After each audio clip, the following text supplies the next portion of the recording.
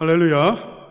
8월 한 달도 하나님께서 은혜 가운데 지켜주시고 보호해 주실 줄로 믿습니다. 우리 옆 사람과 이렇게 한번 인사하시겠습니다. 8월도 승리합시다. 그렇게 한번 인사합시다. 대면 예배를 드리시는 우리 성도님들, 그리고 또 비대면으로 예배하시는 우리 모든 성도님들에게 8월 한 달도 하나님께서 풍성한 은혜를 부어 주실 줄로 믿습니다. 아멘. 오늘 말씀에 들어가기 전에 그림 한 점을 감상하도록 하겠습니다. 보이시나요?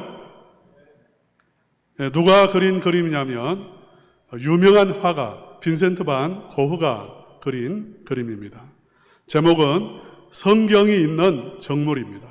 성경이 있는 정물.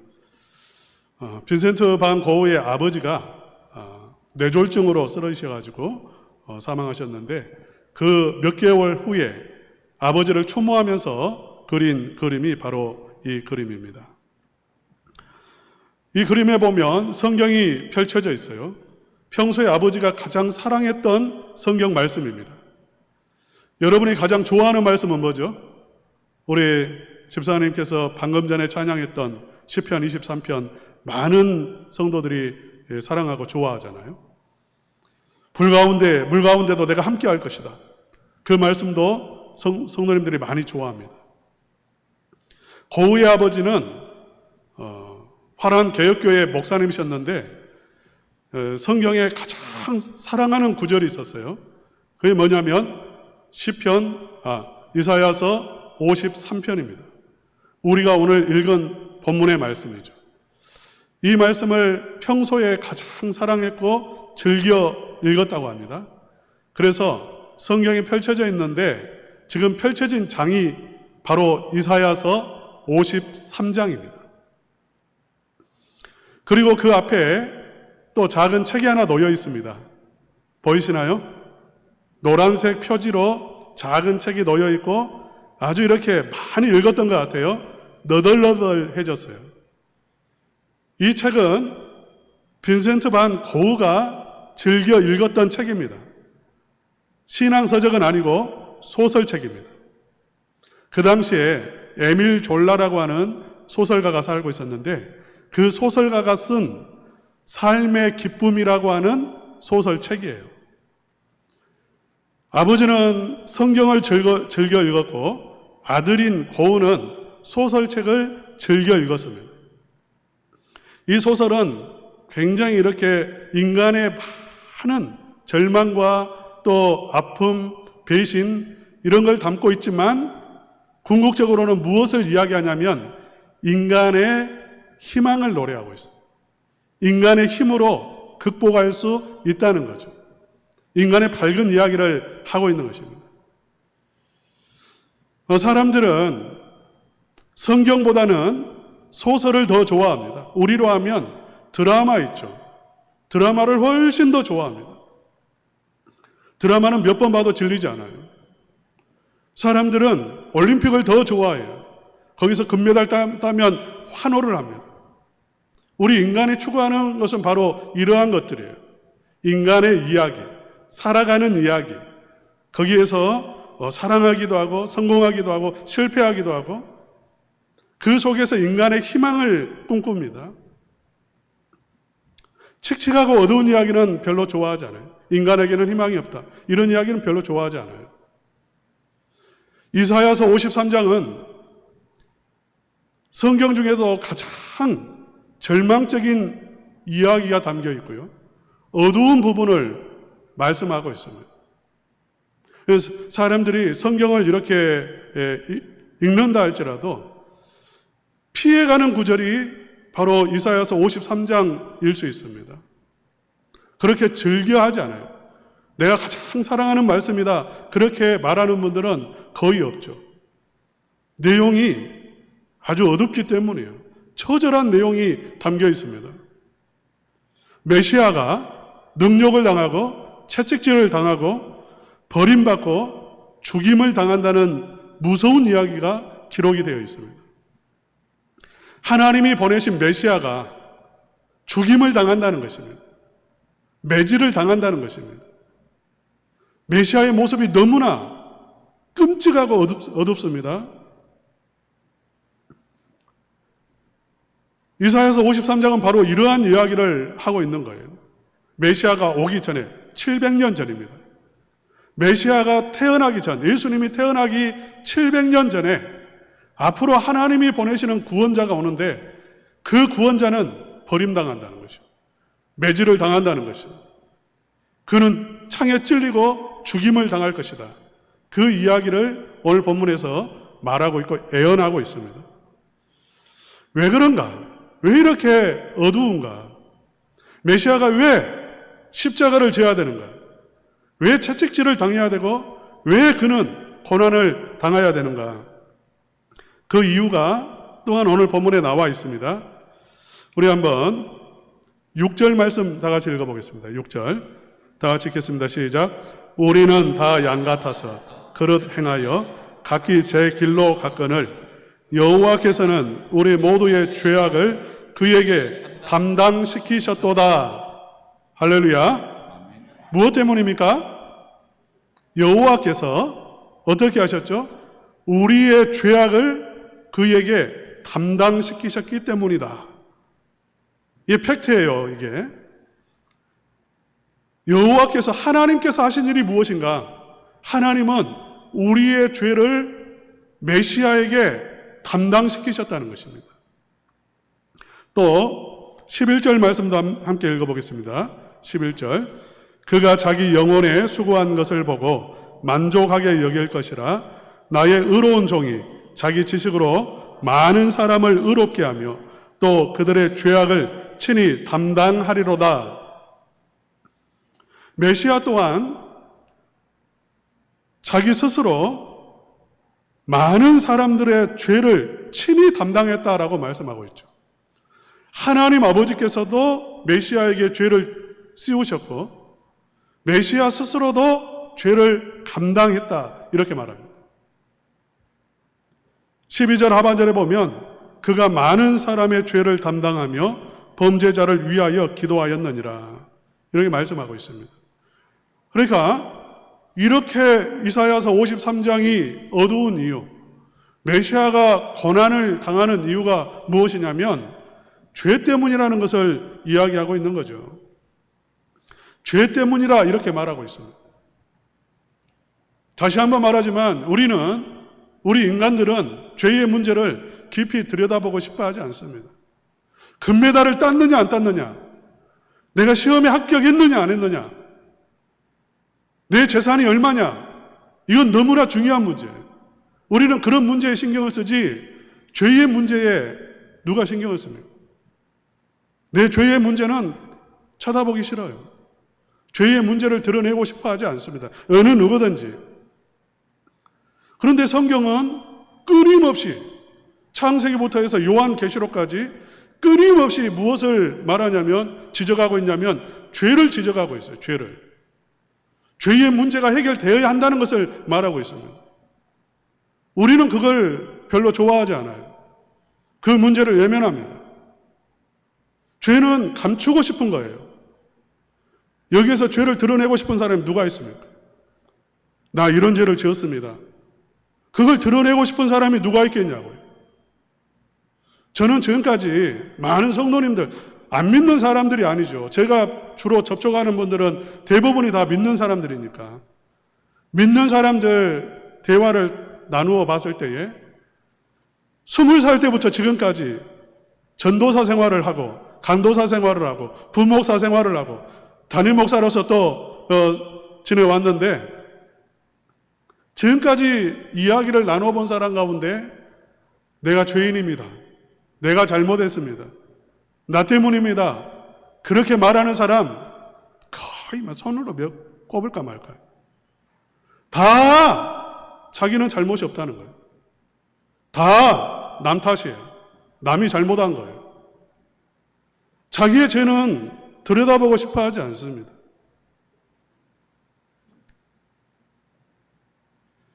사람들이 메시아를 죽인 이유가 뭘까요?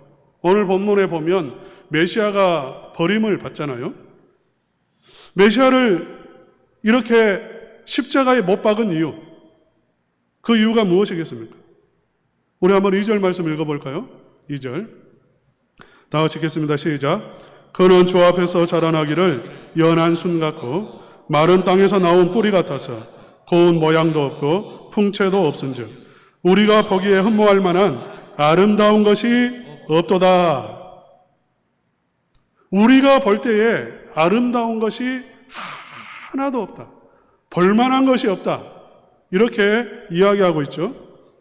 이건 우리의 이야기이기도 하고 2700년 전 이사야가 살았던 당시 사람들의 이야기이기도 하고, 그리고 또 실제로 메시아가 왔을 때에 메시아를 보고 사람들이 한 말이기도 합니다.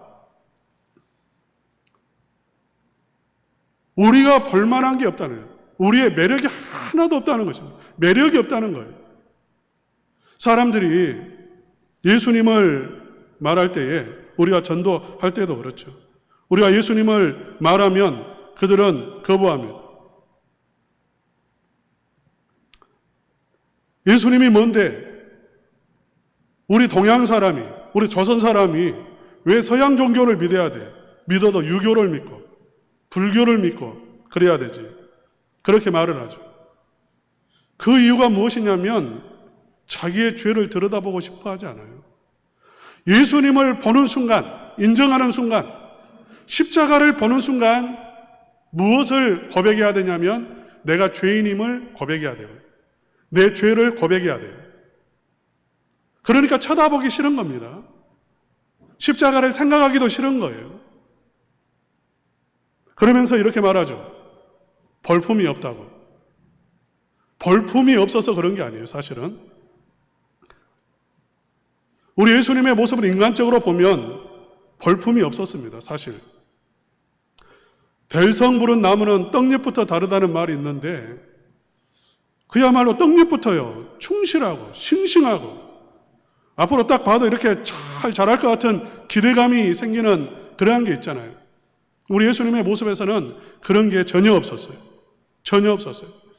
여러분이 혹시 사진으로 예수님의 얼굴을 보신다면 그 예수님의 모습은 가짜예요. 예수님의 모습은 전혀 그런 모습이 아닙니다. 말라 비틀어진 모습, 병약한 모습이에요. 사람들이 보고 얼굴을 가리고 문둥이를 보듯이, 나병 환자를 보듯이 그렇게 외면할 수밖에 없는 초라한 몰골을 가지고 있었습니다.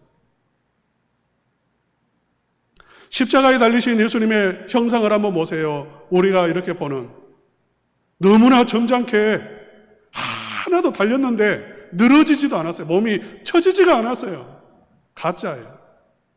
십자가에 달리신 예수님의 모습은요, 처절한 것입니다. 완전히 뒤틀려 버린 것입니다. 몸이 찢어진 거예요. 그런데 십자가에 달리신 예수님이 너무 점잖하게 달리셨어요. 하나도 안 아프시게 그렇게 달려있어요. 우리가 속으면 안 돼요. 육신적으로만 볼품 없었던 게 아니라 예수님은 그 출신으로, 신분으로 봤을 때도 전혀 볼품이 없었습니다. 완전히 밑바닥이었어요. 우리 조선시대라면 그야말로 이렇게 천민들 있잖아요. 예수님은 마국간에서 태어나셨고 예수님은 목수의 아들이었어요. 예수님은 버림받은 땅 나사렛에서 사셨습니다. 사람들이 이렇게 말하죠. 예전에 좀 잘났어도, 조선시대에 좀 똑똑해도 이 한마디면 끝이 납니다. 종놈 주제에 어디 감히 아는 체 하냐고. 그럼 더 이상 클 수가 없어요. 어디 여자 주제에 감히 나서냐고 그렇게 말하면 끝나는 거예요. 불행한 거죠. 사람들이 메시아를 보면서 똑같은 말을 했습니다. 어디 감히 목수 주제에, 목수 아들 주제에, 어디 감히 나사렛 출신이, 그 한마디로 끝이 나는 거예요. 멸시하는 거죠. 사람들이 이렇게 말한 이유는 죄를 보고 싶어 하지 않는다는 것입니다. 자기들의 죄를 외면하고 싶은 거예요. 사랑하는 우리 성도님들, 십자가를 보고 있습니까? 저희 교회의 특징, 제가 와서 깨달은 것 중에 하나가 뭐냐면 우리 첨단 은광교회는 십자가가 참 많다. 그걸 깨달았어요. 여러분, 우리 교회가 십자가가 많습니까? 적습니까? 대답이 없으시네요. 제가 가르쳐 드릴게요. 여러분, 저기 옛날 말로 하면 뚫방이라고, 뚫방. 교회 저 계단 밑에 들어오실 때에 십자가가 있습니까? 없습니까? 십자가가요, 커다란 십자가가 보도블록으로 깔려 있습니다. 저는 그게 좀 아이러니해요. 그걸 밟아야 되잖아요. 밟고 올라오게 돼 있어요, 십자가를. 어쨌든 십자가가 그렇게 쫙 큰 게 하나 깔려 있습니다. 다른 걸 다 차지하고라도요, 우리 본당만 해도 이 양 옆에 기둥이 두 개가 십자가형으로 되어 있습니다. 자세히 한번 보세요. 그래요, 안 그래요? 십자가 형태로 되어 있죠. 여기 보면 십자가가 몇 개 있습니까? 벽에 3개가 달려 있어요. 네? 십자가가. 여러분이 유심히 보셨는지 안 보셨는지는 모르겠지만 곳곳에 십자가가 있습니다. 여러분이 십자가를 바라보실 때에 여러분은 어떤 생각을 하시는지 모르겠어요.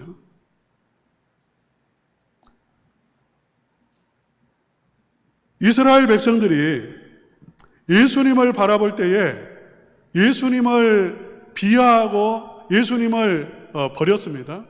예수님을 싫어했어요. 왜냐하면 그 예수님을 인정하는 순간 자기들의 죄를 인정해야 되기 때문에 그렇습니다. 십자가를 까보면 무엇이 들어있냐면 그 속에 인간의 모든 악이 들어있다는 것을 발견합니다. 대제사장들, 위선이죠. 예수님이 있는 한 자기들은 설 수가 없어요. 왜? 위선자이기 때문에. 그래서 십자가에 못 박은 것이죠. 우리 한번 이사야서 53장 7절 말씀 한번 읽어보겠습니다. 이사야서 53장 7절 다 같이 읽겠습니다. 시작. 그가 곤욕을 당하여 괴로울 때에도 그의 입을 열지 아니하였으며 마치 도수장으로 끌려가는 어린 양과 털 깎는 자 앞에서 잠잠한 양같이 그의 입을 열지 아니하였도다. 그러니까 십자가에서 이 고난받는 메시아 모습에서 우리가 발견할 수 있는 것은 무엇이냐면 인간의 모든 죄가 그 속에 흘러 들어갔다는 것을 발견할 수 있습니다. 인간이 지을 수 있는 모든 악이 그 십자가에 들어가 있어요. 또한 이 십자가에서 우리가 깨닫는 게 무엇이냐면 십자가에서 예수님이 침묵하셨다는 것이고 하나님이 침묵하셨다는 것입니다. 이상하지 않습니까? 메시아가 지금 고난을 당하고 있습니다. 능욕을 당하고 있고요. 못 박히고 있고 죽임을 당하고 있습니다. 메시아는 알다시피 여러분 하나님의 아들이시잖아요. 메시아는 누구냐면 구원자입니다. 이스라엘의 구원자예요. 그가 지금 죽어가고 있습니다. 의인이에요. 잘못한 게 하나도 없습니다. 그렇다면 어떻게 해야 되죠? 하나님이 어떻게 해야 됩니까? 살리셔야 되죠. 하나님이 십자가에서 번개처럼 내려오게 해 주셔야 되죠. 하나님이 침묵하셨어요. 하나님이 완전히 침묵하십니다. 뿐만 아니라 예수님도 마치 잠잠한 양같이 도살장에 끌려간 양이 잠잠하다는 것입니다.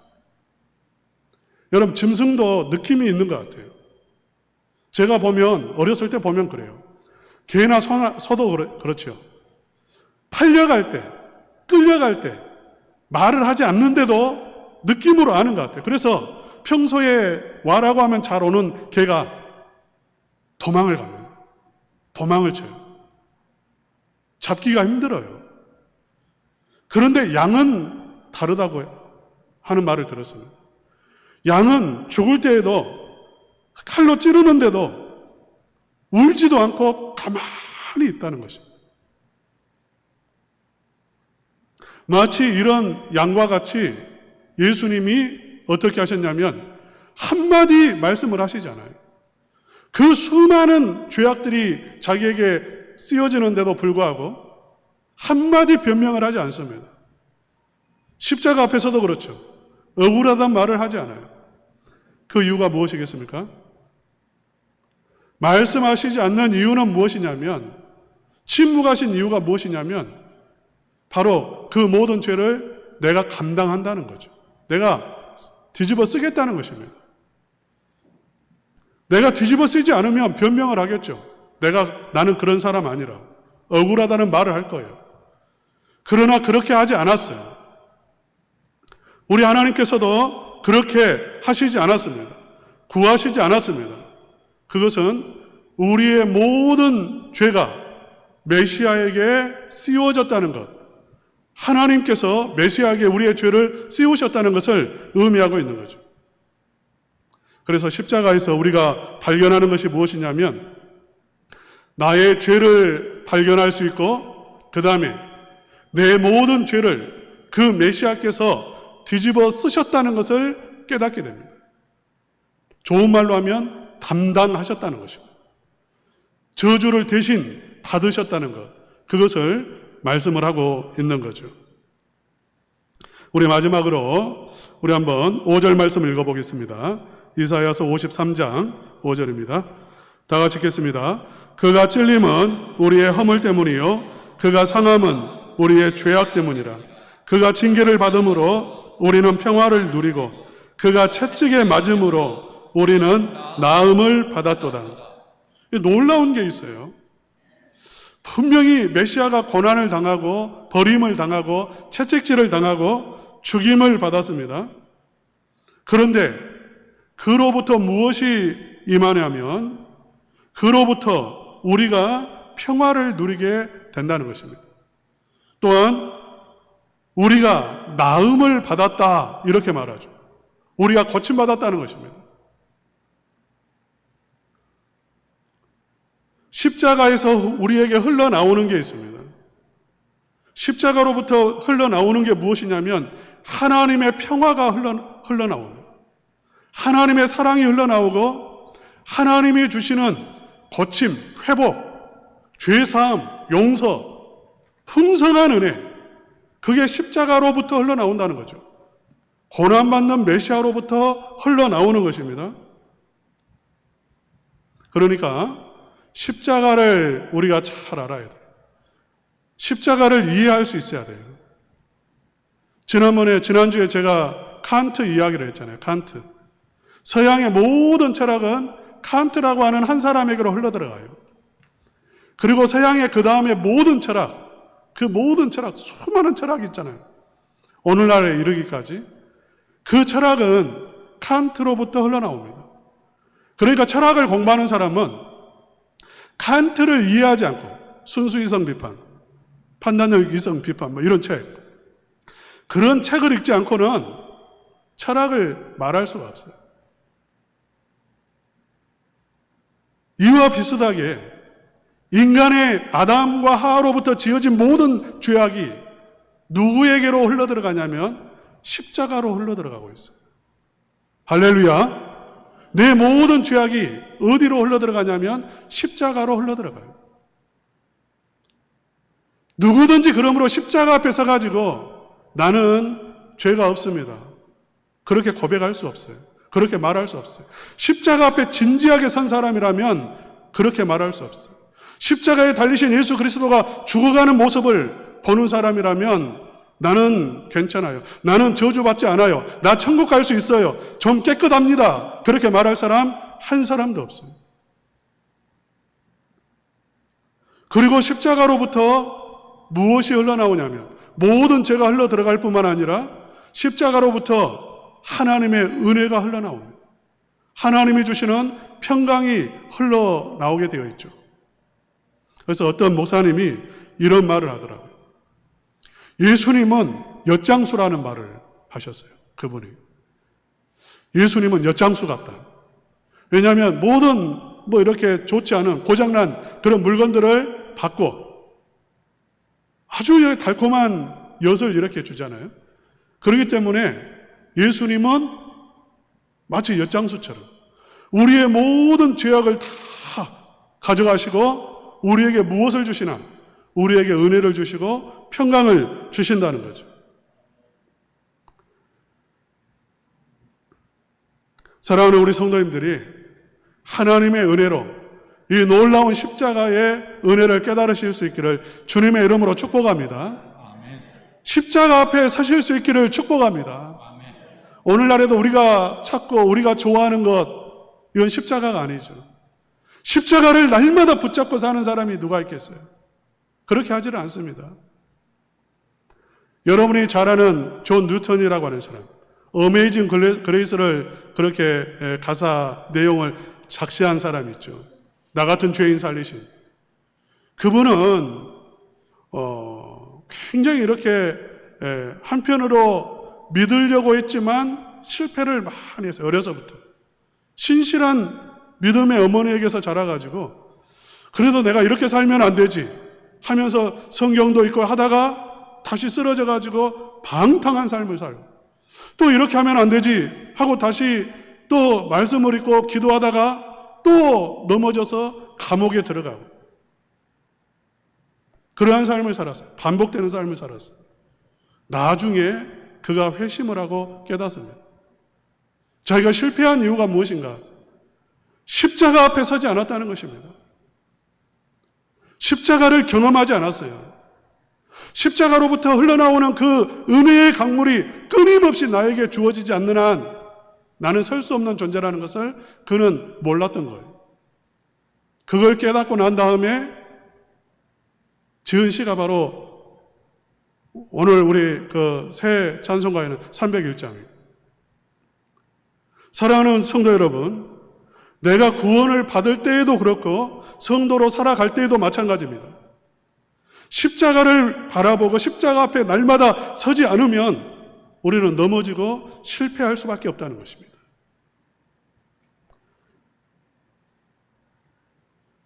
우리는 늘 밝은 면, 하나님이 나를 구원하신다, 하나님이 도와주신다, 여호와는 나의 목자시니 내게 부족함이 없으리로다, 그러한 부분을 우리는 좋아합니다. 물론 하나님은 그러하신 분이고 우리에게 목자와 같으신 분입니다. 그러나 어떤 사람에게 그 은혜를 베풀어 주시는가? 십자가를 통과한 사람에게 주시는 은혜라는 것입니다. 할렐루야. 십자가를 통과한 사람, 십자가 앞에 서서 내 죄를 고백한 사람, 십자가 앞에서 예수 그리스도를 바라본 사람, 그 사람에게 하나님은 목자가 되어주시고 은혜를 강물처럼 흘려보내시고 용서의 축복을 주시고 평화를 베풀어 주시는 줄로 믿습니다. 아멘. 사랑하는 성도의 우리 첨단원광교회 성도입니다. 우리가 이 자리에 있는 것만 해도 하나님의 풍성한 은혜입니다. 오늘 우리가 살아 숨쉬는 것만 해도 하나님의 엄청난 축복 아니겠습니까? 하나님의 가장 큰 축복은 십자가 앞에서 죄를 깨닫고 죄를 회개하고 하나님의 용서의 은혜를 누리고 영원한 생명을 누리는 것, 그것이 최고의 축복인데 이 은혜로 충만한 이 축복으로 가득한 우리 성도님들 되시기를 주님의 이름으로 축원합니다. 아멘. 171장 찬송 부르시겠습니다.